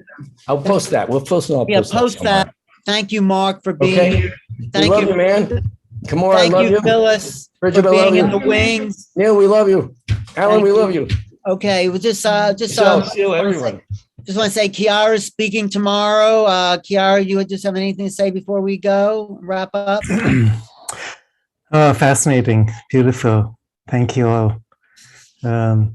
Just one thing that I'll say today is that, we talk about ascension, shifting from third dimensional to higher dimensional or density realms. And again, it's all about perspective, because we can hold simultaneous perspectives and simultaneous awarenesses and dimensions. So from the perspective that we're seeing ourselves transcend something, we're still holding that third dimensional awareness of something contrasted, something greater, smaller, hierarchical, useful or not. And what I find in myself is that the more and more we integrate all aspects of our being, there's no room for judgment. There's no room for anything outside of what needs to happen naturally and organically. So, one thing that I've been noticing is that, all the ideas I've had about the deep state, for instance, and there's so much going on in the world right now, and we can name, create a huge list. And things that I used to really fight against, at least inside myself, it's all dissolving. I see that as part of this whole journey. It's not outside of it. It's not in opposition to it. It's part of it. It could not happen without the role that's being played by what we call the deep state, or what we call evil, or what we call negative. Because from the higher perspective, there is no such thing. It's just that in the transition, it appears to be just like there's the night that's darkest before the dawn, but there's no dawn to come because it's already here. That's what we're really noticing now, that all these perspectives are blending. So the whole perspective that humans are conditioned by is duality. And this idea of duality is not real from this higher perspective.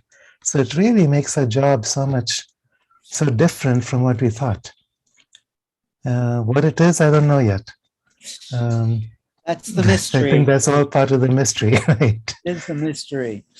We're not knowing, we're just being. Mm. Thank you, Yeah. Kiara, and you'll be speaking tomorrow. We'll explore here. that more tomorrow. Okay. And Michelle, anything you want to say before we sign off? Wow.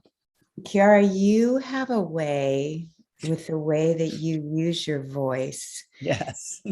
There's something about the way that you speak that slows me down and brings me right back to center.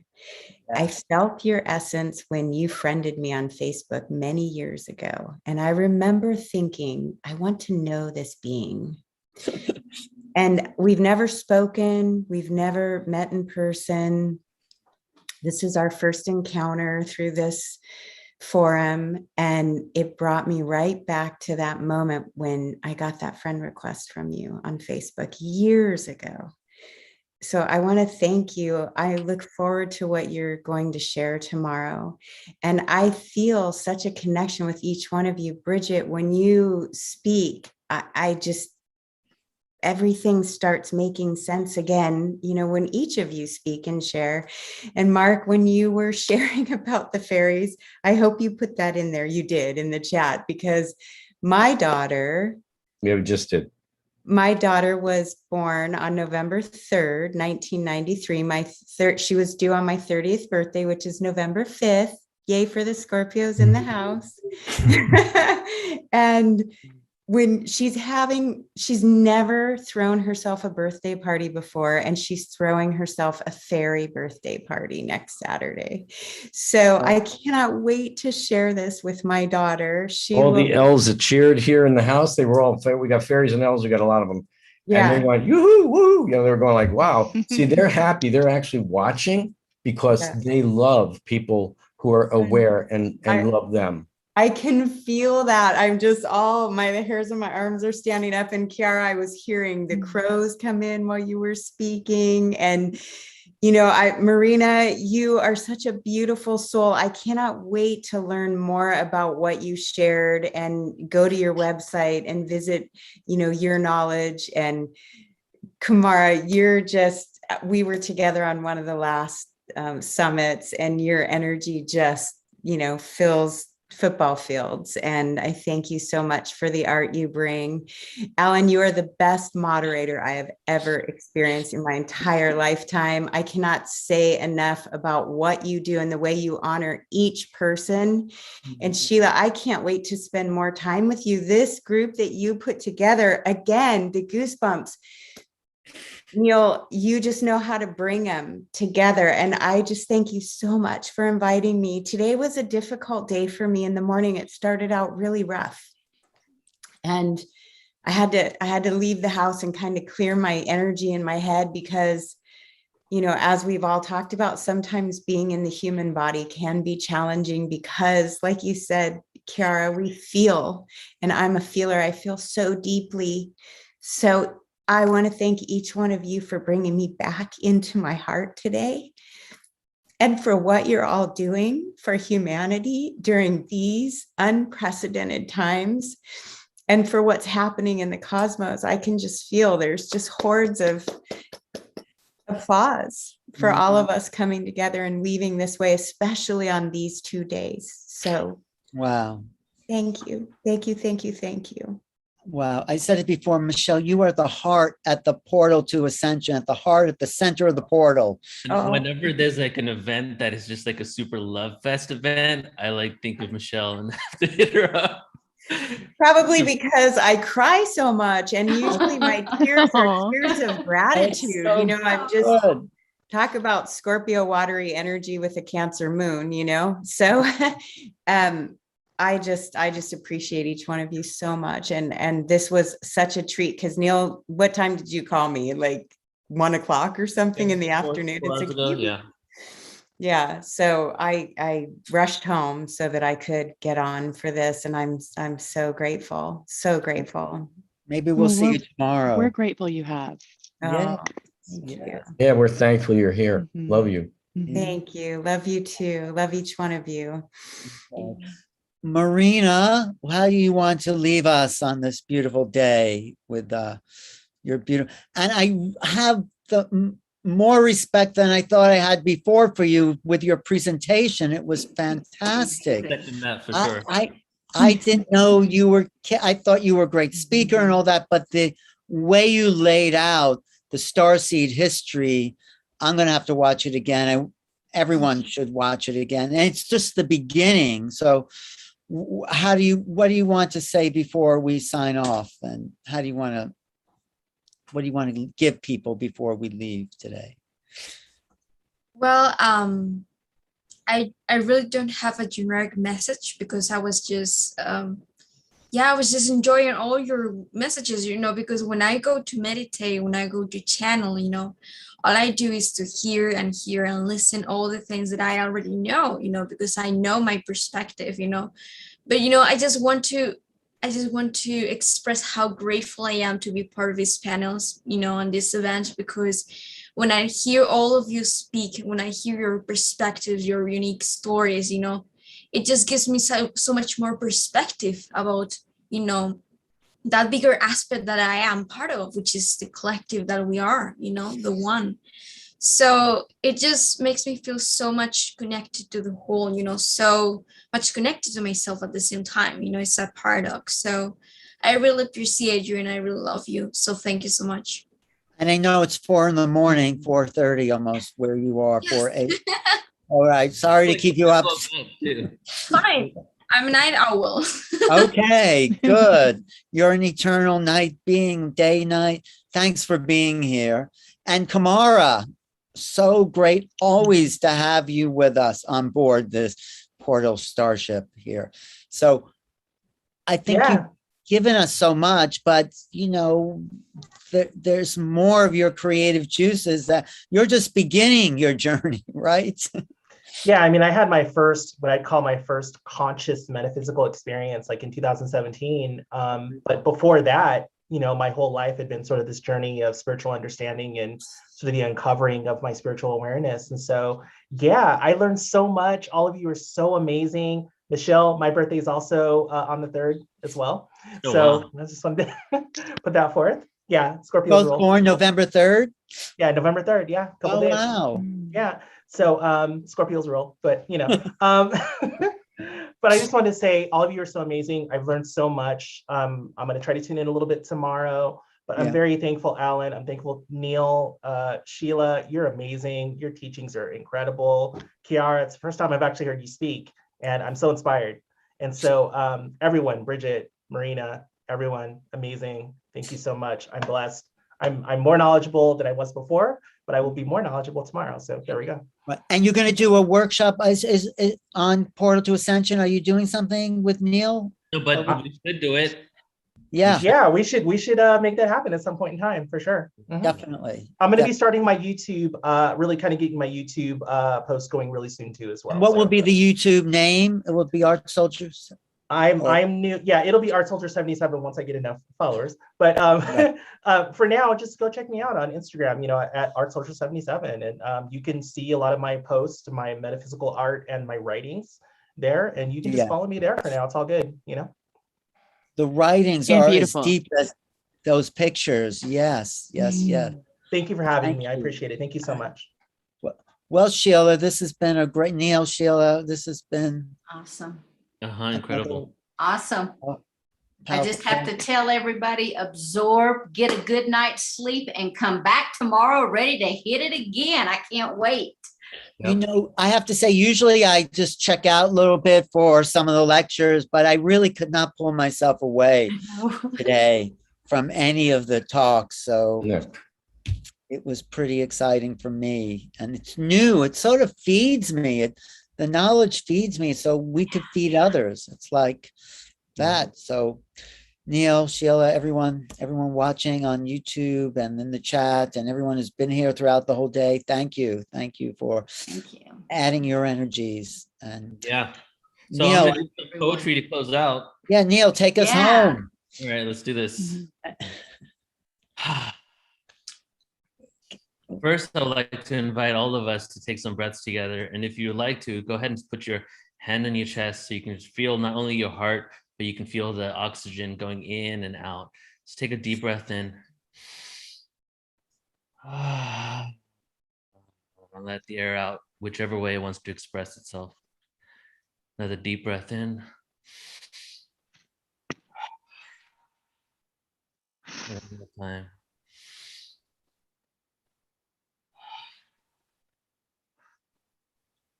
So now I'm going to take us on a journey through the spoken word. I'm going to do 3 different spoken word pieces here, and then we'll close out for today.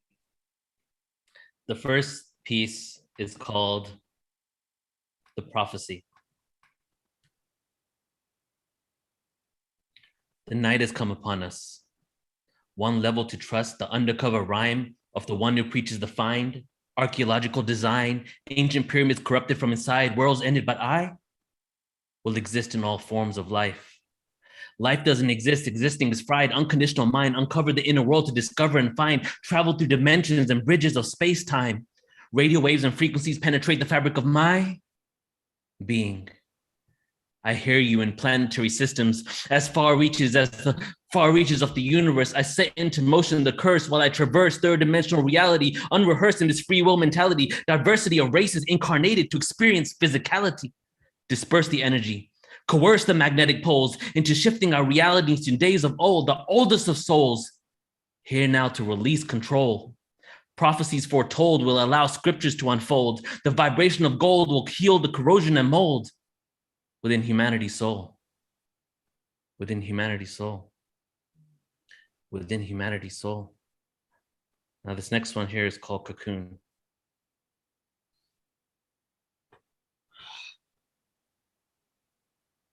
As I enter my cocoon, emotions flood my eyes as I tear up inside, expressed in love from the heart that has been wounded so much.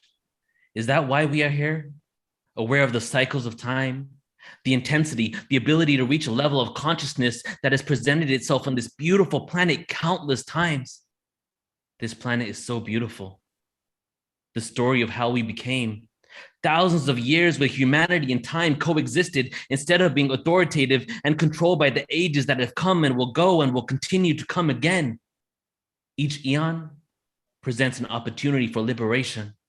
As I sit in my cocoon, eyes closed, safe now from the faces, the hatred, the pain, the pain.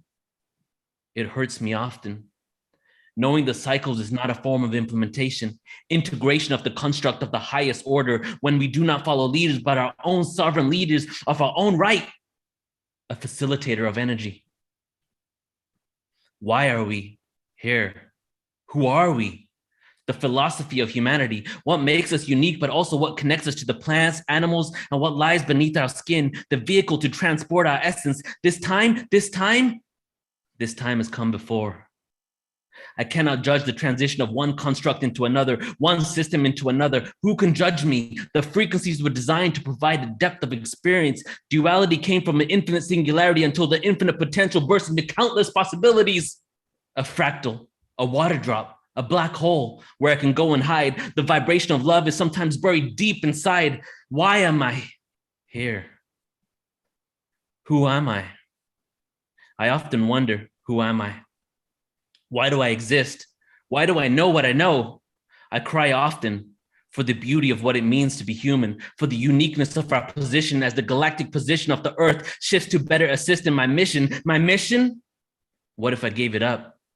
Does life continue and is the energy enough? I gave up my mission multiple times as I could not deal with the depression and the self-hatred inside. I grew up having to lie. Fears, insecurities can lead to demise or ways to rise. I experienced both. I love the earth so much that sometimes the love, it makes it hard to communicate with words. My hope for humanity has been tested over and over. I lost hope, but then a silly joke or just by people watching, my faith is restored. We are beautiful. We are so beautiful. I wish we all knew. I have experienced hatred for myself that has altered my health, but only I can help me. Only I can help me. Only I can help me.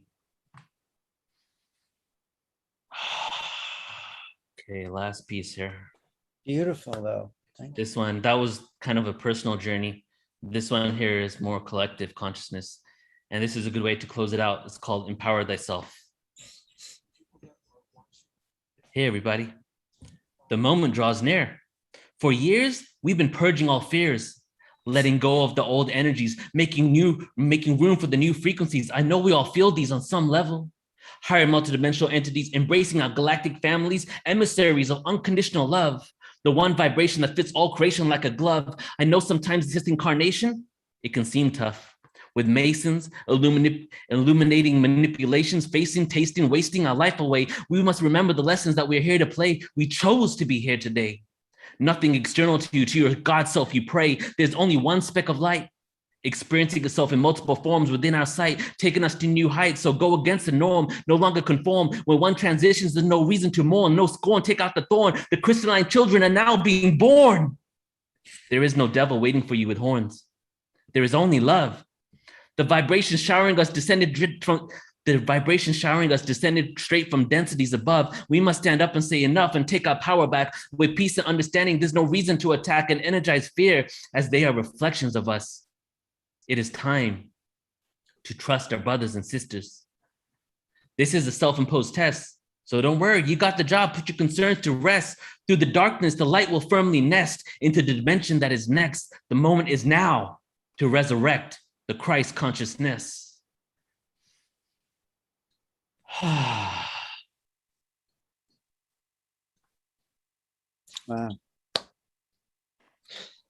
Thank you all. Thank you, Neil. Okay. And tomorrow, what time are we starting? 10 a.m. Pacific tomorrow. So everybody tuning in on YouTube, we actually have 300 other people besides the Zoom room on all the social platforms that we're on right now. So for all of you tuning in, if you want to join us tomorrow, I've posted the link in multiple areas and all the descriptions. And you can just go to our website, portaltoascension.org, sign up there. You'll get the replay for today and you'll get to attend live tomorrow. And then we're going to also go live with the panel tomorrow as well. So right. And everybody on the panel come back too, and we'll see you. And thank you, Neil, Bridget, everyone. Thank you, guys. Thank you. Thank you. You've been so beautiful. Yes. So much love. Good night, everybody. Good Good night. night, everyone. Sweet dreams. Bye. Sheila, Sugragas. Thank you, everyone on the chat and in the Zoom.